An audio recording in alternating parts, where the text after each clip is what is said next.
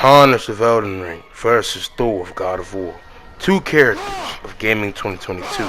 Characters I've talked about multiple times, but both characters are a part of my most popular video on this channel that has 1.4k views. Shameless plug, thank you for the views, thank you for the support, thank you for the love.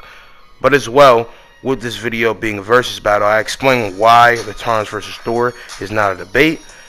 And to this day, I still feel like it is not, which is why obviously the title and the main premise of this video is this.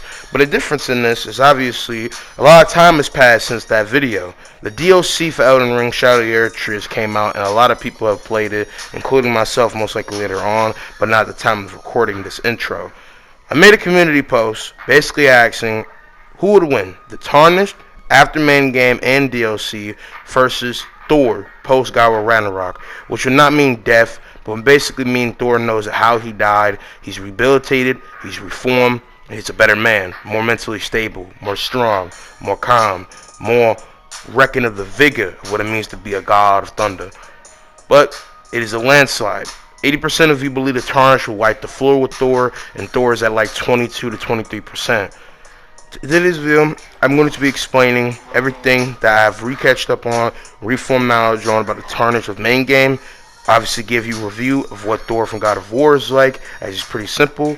And most importantly, explain the greater feats, hacks, and capabilities of both people, especially with the scaling of the DLC. And explain to you why, to this day, why Thor is still the stronger of the two.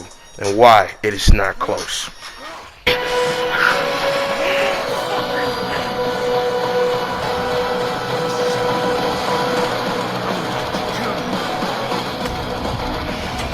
Thor, after talking about him multiple times over, I've realized more and more how much more interesting and saucy and busting as a character he is over time as a whole. As if you guys have not noticed, I've talked about this man multiple times on this channel, and most importantly, this version of Thor is my favorite Thor of all fiction. But besides that, review of this man's character and power scaling, he's obviously the son of Odin, son of a giantess of Earth, stronger than all the case of the rest of his family, damn near, of the Norse pantheon of God of War physically, oversees a bunch of different feats. He's the guy that is of the last to considerably the only person to knock out and then in full-fledged kill Kratos in this type of form of way when he clocked him on top of the head with Mjolnir. He's one of the strongest people that Kratos has fought, and is stated by him to be one of not the most physically opposing person he has met, with his strength and power compounding together, meaning that Thor scales about or to even over the case of Mjolnir in his own words, and this is from Kratos himself in his journal, which should be canon to how he feels about things. With scaling to Kratos and scaling over multiple forms of different things, he should be at low end infinite speed, but reasonably being over inaccessible, as his speed is not tied to time or space, and reasonably immeasurable as he's beyond the multiplication of these different concepts, and scaling over God of War 4 Kratos, and most importantly 3 Kratos, the younger Kratos, will multi-run different hacks and feats, will be having him scale over the capability to do touching of different rifts and disruptions in the multiverse of the Norse pantheon, aka Yggdrasil. As Thor, multiple times clashing with Jormungandr, was able to go ahead and splinter Yggdrasil, and if you guys don't know what a splinter tree looks like, look it up, and they did that to Yggdrasil, pretty much the earth tree of the Norse pantheon that holds up all the multiverse. Doing this would make this man, Thor, easily low complex multiversal, but at the same time, he has the power with Mjolnir to be able to knock Jormungandr back in time before his own birth, making him 6D, which easily gets him to reasonably mid complex multiversal, with him being able to disrupt time, matter, space, and all different fragments of shit. He's ridiculously powerful. So that's pretty much it for Thor. As always, simple case, beast. He's ridiculously powerful. Obviously being the god of thunder, overseeing thunder capabilities, shock waves, kinetic energy, electricity, can damn it teleport, just easy speed. He wields Mjolnir, one of the most powerful weapons of the Norse pantheon, and arguably the God of War verse, and is just ridiculously powerful. Very experienced, killed a bunch of giants, behemoth, scales of Kratos, full bloodlusted or not, and yeah, top dog like shit. But besides that, time to go and talk about the Tarnished.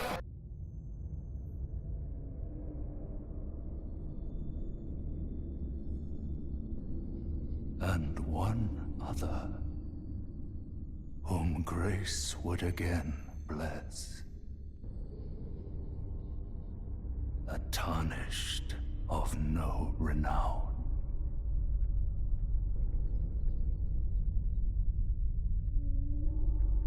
Cross the fog to the lands between,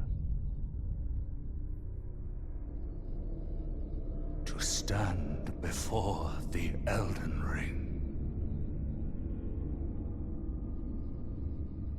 and become the Elden Lord. Tarnished, tarnished. How many times you gonna come back to this channel? A lot. I see it. Regardless, though, the Tarnished, like Thor, has been a character I've talked about. Not as numerous technically, but is a character I've talked about before. This Thor is a multi-run case technically, in a matter for mentioning. But regardless, though, I'll never have a problem talking about the Tarnished because for the most part, besides like his lore and different things like that, is a very interesting and creative character, power skill. Simply put, the Tarnished, like any other case of person within the lands between, is a person brought to it through the case of grace, the thing that gives any Tarnished life. Tarnished hail from the Badlands, and specific from Godfrey aka Hualu, the mightiest Tarnished of all the Badlands and the lands between combined, the mightiest of the race, the most ruthless, bloodlustful, primal version of him, and he holds a great form of kin and family tied to them and even legacy. The Tarnished as a race are one of the most weakest but in the most potential case people in the lands between, as grace give them life, and without it, death is imminent, or death is presumable to happen. But Tarnished can also kill themselves, as in a matter of their own race. As the Tarnished and Elden Ring, because multi-case of grace is aligned within all parts of the lands between, and grace is eternal unless it is dispersed by a godly figure, like what Queen America did to banish the Tarnished from the lands between to the Badlands and keep them dormant there for a long time, which is how someone like Godfrey was able to die in the intro, and why presumably the Tarnished was knocked out at the start of the game, depending on the player. The Tarnished is not able to die unless you would do that, and pretty much is absurdly immortal, right? Nothing can kill the Tarnished, except for a few mixed things that I'll talk about. But the Tarnished power scaling wise, from the top to the bottom, is pretty much a multi-rack of trades character. His weaponry is so vast that will be here forever, especially including the DLC weapons that have been gifted to be able to research, read, and showcase. But pretty much a Tarnished, any person that he beats, he can pretty much get their weapon, hold over capabilities, multi-hacks, and rack of all trades. He's a very skilled fighter, being able to basically just learn and adapt to anything pretty much over time. His experience is unknown. I've heard 5,000 plus years of experience, but none of that is consistent. If I had to say consistently, his experience is kind of whatever to the greatest fullest, but considerably any Tarnished that comes to the lands between is an already case of proactive known warrior, and so his experience would be as much as you would maybe want to go and give, but it is strong enough to say that his experience is so good that he's able to adapt and defy all odds with gaining weaponry and capabilities. The Tarnished, when it comes down to his weaponry, can be out of all the bosses of the main game that give you achievements and all bosses that give you achievements of the DLC, but he can pretty much have any vast weapon, move around his weight or any form of armor.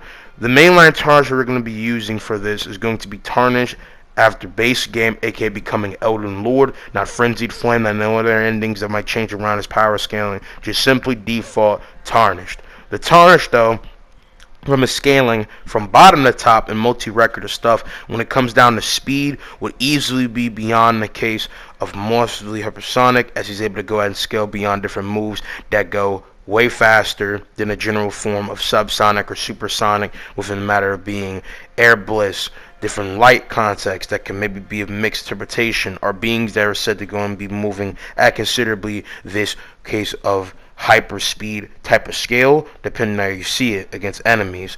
But obviously, because of a mix of gameplay and different things, and obviously you can be any different type of form of Tarnished where you can suck, be below GOAT level, or simply put skill issue and get good as always, then that depends. But his reasonable consistent scaling is easily massively faster than light, as he's scaling the characters like older but nerfed because of obviously rotted brain star Scourge Radahn, who easily will be massively faster than light to be able to have contact with stars, and it is said to go and shatter them. Star Scourge Radahn in the case of his young, 2 prime and arguably the strongest of the demigods physically, and most importantly, Melania, the undefeated swordswoman, who obviously you're able to scale to, move around, dodge, and stumble, and dang near every form of demigod or threat that is actually a threat, obviously, to the Tarnished, will be scaling massively faster than light because they have light moves, dodging light in game, being easily, ridiculously fast. You're able to fleck light, move around light, use light, all that shit. So yeah, I mean, there's any mainline spells of carrying magic and others can be considered to be that.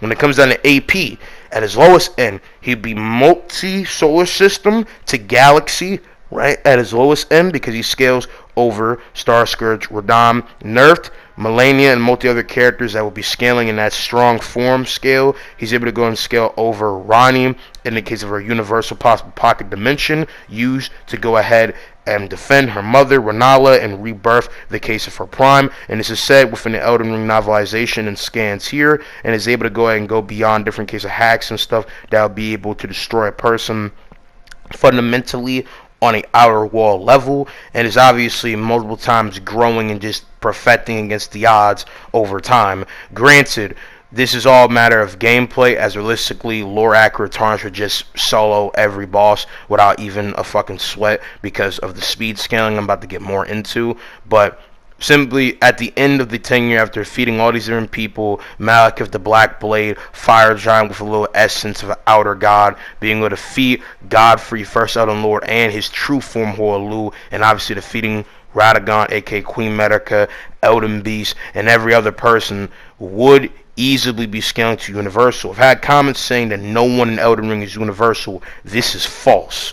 The reason why they will be scaling universal is because of multiple things. Because of the infinite chart and raining of different case of highs and power scaling pool to be able to scale 2 people that have essences of outer god or beyond Ronnie and magic. If any character, which is pretty much like 70 to 80% of Elden Ring, is stronger than Ronnie, whose magic is so strong she's able to create that, and magic that scales to that, would be making them universal. Meaning Radon at its highest natural scale is universal, Melania is universal, Rykard and magic hypothetically is universal. Any of that case. This is not entirely consistent, but the argument that they could scale on an infinite pool of magic, which then would scale them AP-wise with simple math to be able to be universal, is not too surprising. But even if you don't want to take that match, Queen Medica has been scaled as Goddess of the Lands Between to be higher scaled than any other person within the Lands Between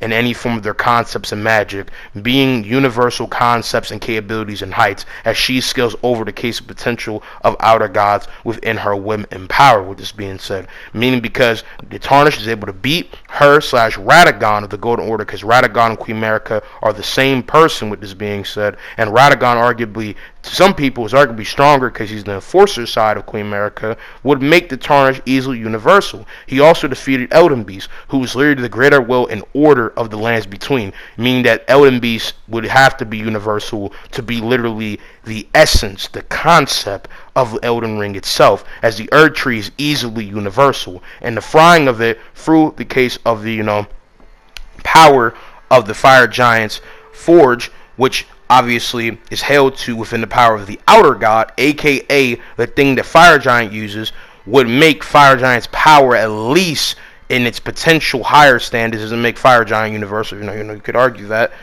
universal.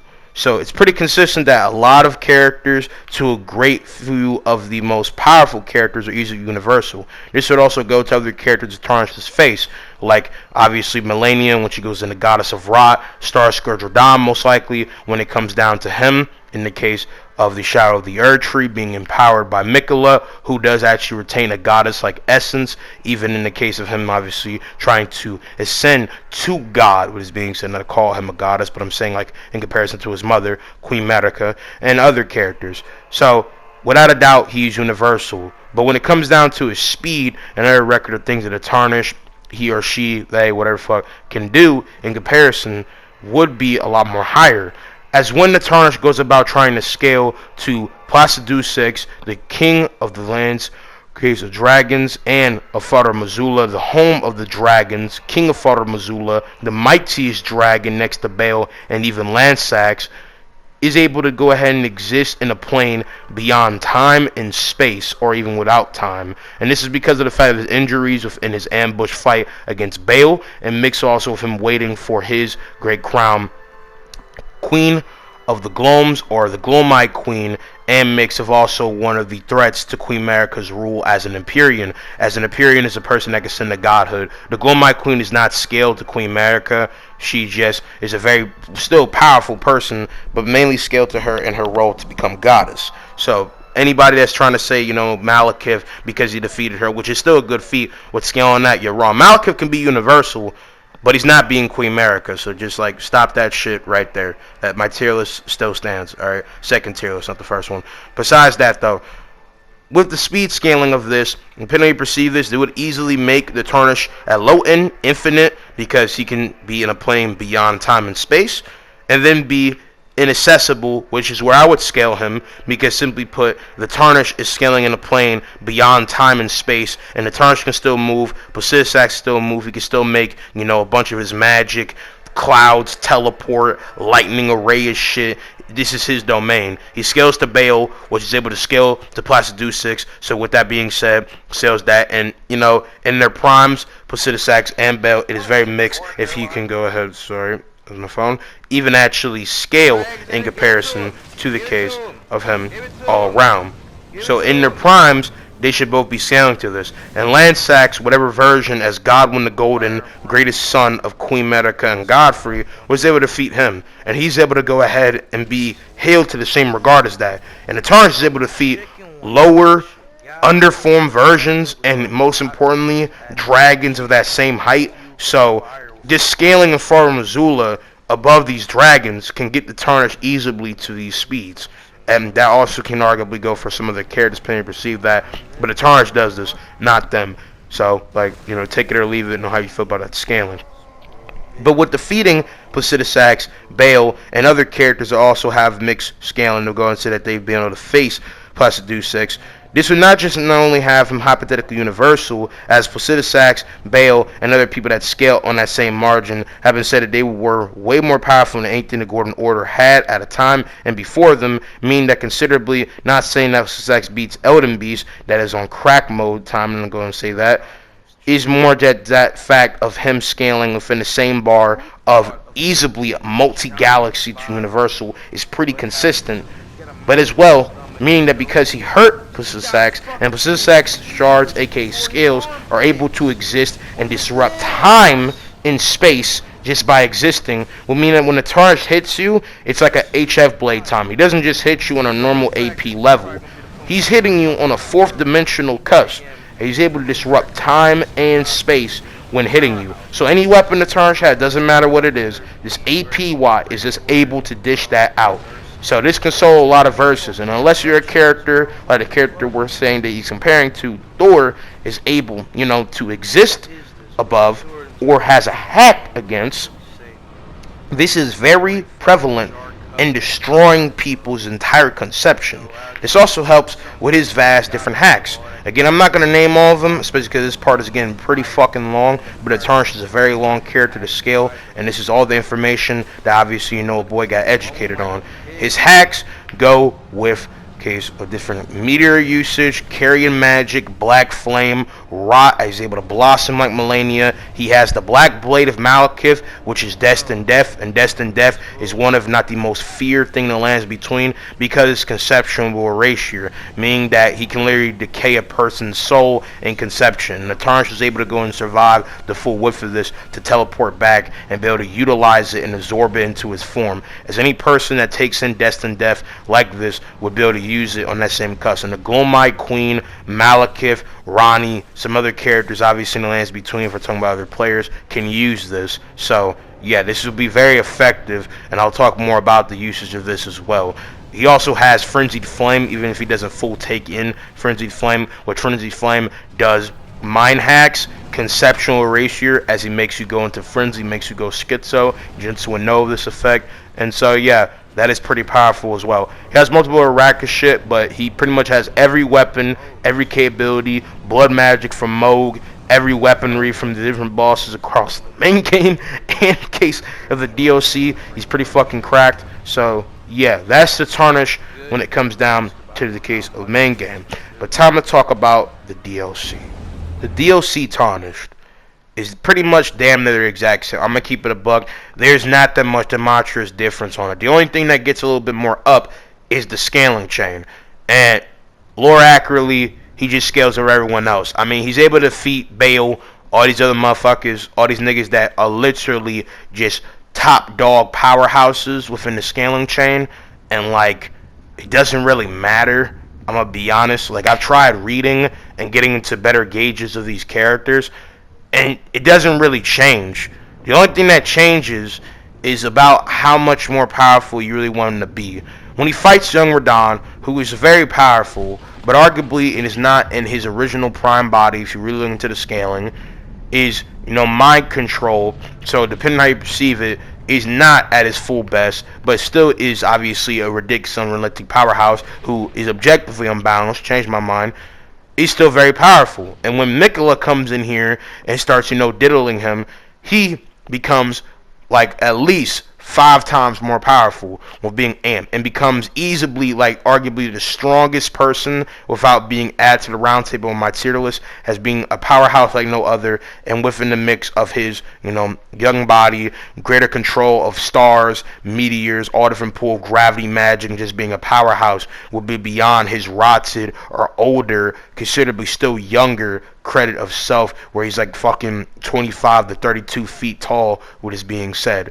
And obviously Mikola is only an amp presence and stuff, and really only has the hack of being able to charm you. It doesn't really have any AP stuff, so scaling above him is not the same as scaling above Queen Marika and Radagon. And I'm hoping I do not have to scale this man Mikola to the highest extent, because one, wouldn't make any sense narratively, but that's a whole nother story, and two, it just doesn't make sense. I don't have to really explain to y'all why Queen Marika / Radagon are way beyond any case of matter of possible capability that this man Mikola could have, as God is more suggested to scale in comparison to this, more than him.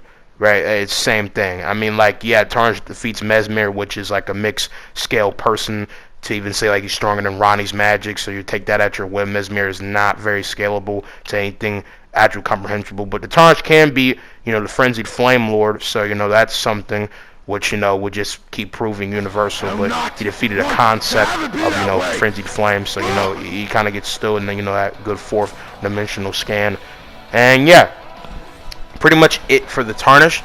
Now, if this isn't obvious, it's still not close, and I'm just gonna debunk how. So you see, the reason why it's not close is because Thor consistently is way more faster than the Tarnished. So the Tarnished, no matter how much he has, could not hurt him.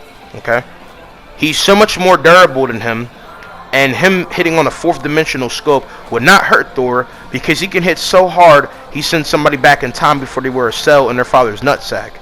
And with this being said as well, is just so much more powerful because his cosmology and his pantheon scales way higher than anything in Elden Ring. So easily he would speed blitz, one shot, keep killing the Tarnished until he either gives up or he finds a way around it, as he simply put would either hit him so hard back in time before he was even allowed to be in the lands between for taking it there, or hit his ass into space, literally just crumble him, throw Mjolnir on him. And it makes debatable the Tarnished could lift Mjolnir, but unless he defeats Thor, which consistently and realistically he won't, I don't think he could lift it, because he can't lift these other weapons. And arguably, if I really want to, stretch it, this man Tarnished being able to use any weapon from people who are bigger, stronger, have way more better experience in other stuff, we could consider gameplay. I'm not one of them niggas that use that argument, because, for instance, Kratos does that. He wields the claws of Hades, but Hades, when he's using the claws of Hades, is way bigger than him. So, we could just stretch it that any weapon that he uses is fit to his size. Thor is obviously bigger than the Tarnished, but the Tarnished is like the same height as like Kai Cenat, and Thor's over here like 7'3", 7'4", big ass motherfucker. So hypothetically, him throwing Mjolnir on him would squish him, but he maybe could lift it. But if Kratos can't, hold it in place strong enough to lift it and use it to better capability, I don't believe that the Tarnished is going to be able to do the same, because I don't think we want to really do the debate of who's stronger, the Tarnished or Thor. Y'all not gonna win there for the niggas that want to still glaze, like, respectfully. So, in conclusion, it's not close. But the one thing that I said that could help the Tarnished, besides equal stats, is Frenzied Flame. Now, Frenzied Flame is where I believe the fight might get more closer. Frenzied Flame, at its full potential in the ending, scales above everything in the lands between, including the shadow of the earth, true, literally and figuratively. So, if we use that the case of the Frenzied Flame is beyond conceptions and different ties, maybe. But if the Tarnished is still on the same speed, and hypothetically could actually have a problem with Melina, who gets the power of the Gloomlight Queen and is full bloodlusted, ready to kill him, then no matter how powerful he could be, someone like Thor would still outspeed him and could simply bonk his ass into oblivion. There's nothing that Frenzied Flame could do to this man, especially if he's so much more stronger and out of the zone for the Tarnished, okay? This also goes into play that Thor, regardless of his case of hack to some of these, has never seemed to be hurt by something like this, especially when he's stronger than it. So rot, regardless of it's a figment of body decay to the mind, could not hurt him because he's so much more stronger. And the poison in the God of War universe of someone like Jormungandr did not seem to lay an effect on Thor besides a scar. They thought he was being poisoned, but it's not really credible to take the perception of people of Asgard, aka Aesir, who don't know anything about this magic or actually have credence to this. Especially because Forseti is not necessarily the greatest form investigator in every take, besides the case something that arguably is like obvious. Because I'm not trying to be mean, saying that, oh, Forseti would know it the most is because he found out Kratos killed Heimdall. Nigga, who else gonna kill Heimdall? No, it's not Atreus. And I'm not saying Freya couldn't or no one else, but like, there's arguably no way that Freya would know how to go and stop Heimdall's foresight. When she shot an arrow at him, it wasn't even a problem. Now, Freya beats Heimdall. I'm not fucking stupid. I'm just saying that's not an argument. You feel what I'm saying? That's not an argument. Not an argument at all. And again, it wouldn't even matter. Black Flame, he can literally disperse with Mjolnir. Destined Death will be effective, but he can't hit him enough with their build it up. And like, there's no hack that Thor has in his arsenal to defeat Destined Death, so that is an argument. But it wouldn't really matter if he could just bonk it out of his hands, Tarnished, and then just clobber him. Because what is stopping Tarnished when Thor gets his hands on him? I want to hear it. Like, I really want to hear a debate. Because no offense, some of y'all niggas, like, if y'all disagree, that's cool. But if you actually disagree, I'm going to say it right now in the video. Discord is RP King 3124. Please come and debate if you have it. And if not, you already know my Xbox. Y'all niggas, some of y'all know my PSN. If you want to know it, ask for it. I will proudly give it to you. Because I want to know what is the whole debate to be had, because objectively it is not close. Thor is so much more powerful, so much more faster, that he cannot be defeated. If we equal the stats, that's where the Tarnished can have a win. If we equal the stats, equal AP, equal case of matter of speed, taking all their hacks, I believe the Tarnished over multiple tries will eventually get the dub and eventually build up either Destined Death, Rot, which will blight Thor's mind and have him out here spazzing, disable his capability to do anything, eventually maybe get the hands on Mjolnir and do some work to him with his own hammer. Even with Thor being able to fly and having all these hacks, this man Tarnished to be able to face people that can fly, move around them pretty good, can deflect good, has great sword play, great movement mixed with Destined Death and any other weapons of people that he has faced, which do a great deal of stuff and are on a whole conceptual mixed level. He will eventually be able to overpass Thor, kill him with Destined Death, kill him with Rot, Frenzied Flame, get a grip of his face, or do something like that. But that's only if you equal the stats. If we be consistent about it, there is no way that the Tarnished is losing to him, because he simply put, he's on a whole different regard of level. Because again, Tarnished is slower and can't hit as hard, and his fourth dimensional hack cannot work on somebody that scales fucking 6D to 7 if you wank. So like, no, no, no. So, yeah, I hope I made it clear in this 30-minute video why it is not close. The scaling does not demonstrably change the Shouty Earth tree unless you wank, which again, that's not what we're doing. I'm trying to be consistent, and that's not the way it is. And unless I read more and see anything that proves otherwise, y'all know something that proves otherwise, that's it, man. Like, it's that simple. Tarnished still solos. If you disagree, we can debate. It's that simple. I'm not gonna debate the whole thing in the comments, even if, I think you wrong. I'm never here to put nobody down. Y'all disagree with me, it is what it is. I can't control y'all. But what I will not tolerate, one second, in this case, of the whole debate process of this, regardless if, again, it is your opinion and you obviously have a right to it, to try to put me down, basically make one-sided takes, glaze the hell out of a character without knowing any scaling of him, and then when I ask to debate, y'all quiet and y'all ghost me in the comments. So again, if you disagree, you don't want to have that discourse, that's perfectly fine. I can't control you, that's your prerogative to disagree.